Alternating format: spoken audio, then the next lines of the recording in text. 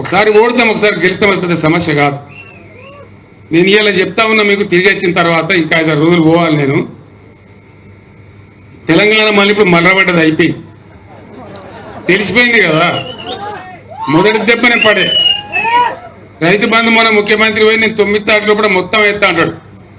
ఏది పంటలు కోసి పంటలు వచ్చి జోకుతుండ్రు దిక్కు నాటేసేటప్పుడు ఇస్తాడా, ఎవడన్నా జోకేటప్పుడు ఇస్తాడా? అంటే ఎంతపాటి పరిపాలన. ఇంకొక మాట ఇలా పేపర్ చదివితే నిజంగా నా కళ్ళలో నీళ్ళు వచ్చినాయి. జాతీయ స్థాయిలో అంతర్జాతీయ స్థాయిలో చాలా కష్టపడి రాష్ట్రం యొక్క గౌరవాన్ని పెంచినాం. ఐటీ రంగంలో కానీ పరిశ్రమల రంగంలో కానీ బ్రహ్మాండమైన పెట్టుబడులు వస్తూ ఉండే తెలంగాణకు. నరేంద్ర మోడీ కూడా అసూయపడేంత పెట్టుబడులు వస్తూ ఉండే. ఇవాళ చదివితే ఓ 1000 కోట్లు పెట్టుబడి పెట్టే కంపెనీ మద్రాసుకి వెళ్ళిపోయింది, తమిళనాడు రాష్ట్రానికి వెళ్ళిపోయింది. ఇవాళ చూస్తే అల్యూమినియం అండ్ ప్లాస్టిక్ ఇండస్ట్రీకి కరెంటు కోతలు పెడుతున్నది ప్రభుత్వం. రోజుకు 5-6 సార్లు ట్రిప్ అవుతున్నది. వాళ్ళ మధ్యలో ప్రాసెస్లో పని ఆగిపోయి వాళ్ళు పెదవిరుస్తున్నారు. ఇక తెలంగాణ లాభం లేదు, వెళ్ళిపోవాలనుకుంటున్నారు అని చెప్పి వార్త వచ్చింది. నాకు చాలా బాధ కలిగించాలి, దుఃఖం కలిగింది.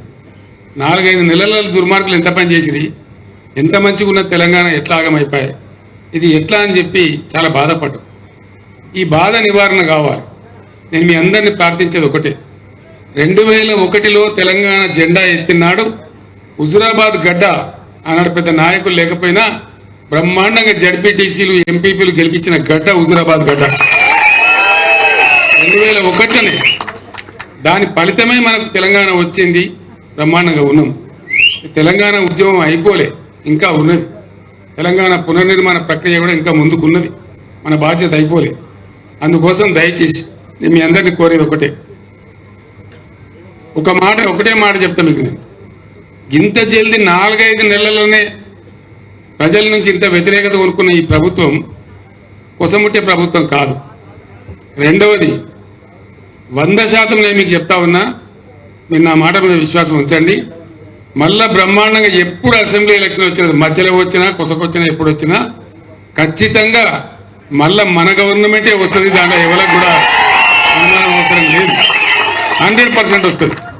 మనం పనిచేసేది బాకీ ఉన్నది, ఇంకా చాలా మంచి జరగాల్సిన అవసరం ఉన్నది. 365 రోజులు నీళ్లు రావాల్సిన అవసరం ఉన్నది. నాకు 2 విషయాలు మీరు మామూలుగా చిన్న ముచ్చట, 9 ఏళ్ళు బ్రహ్మాండంగా వచ్చిన కరెంటు ఎందుకు వస్తలేదు? నడిచిన తోవే కదా. మీరు కొత్తగా గడపార్లు పడి తవ్వేది లేదు, బాయిలు తవ్వేది లేదు, పుడికలు తీసేది లేదు. నడిచినట్టు నడిపితే అయిపోయింది కదా, కొత్తలేదు కదా, కోతాడు కదా, కోతలు పడుతున్నాయి కదా. మంచినీళ్ళు ఎందుకు మాయమైనా నాకు అర్థం కాదు. మిషన్ భగీరథ మళ్ళా బిందెలు బట్టి మోసుడేంది? ఇంతకన్నా దుర్మార్గం ఉంటుందా? దవాఖానాలు మంచిగా చేసినాం, ఫస్ట్ క్లాస్గా చేసినాం. కేసీఆర్ కిట్ అని వ్యాన్లు పెట్టి బండ్లు పెట్టి అమ్మాయిలను తీసుకెళ్లి ప్రసవం చేయించి మళ్ళీ పైసా ఖర్చు లేకుండా ఇంటికాడ దించినాం.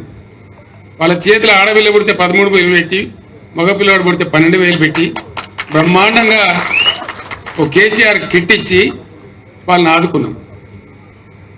ప్రైవేట్ దోపిడీ బంద్ అయిపోయి గవర్నమెంట్ దవాఖానాల ప్రసవాలు బాగా అయినాయి. మళ్ళీ ఇప్పుడు తారుమారు అయిపోయింది, కింది మీద అయిపోతా ఉంది.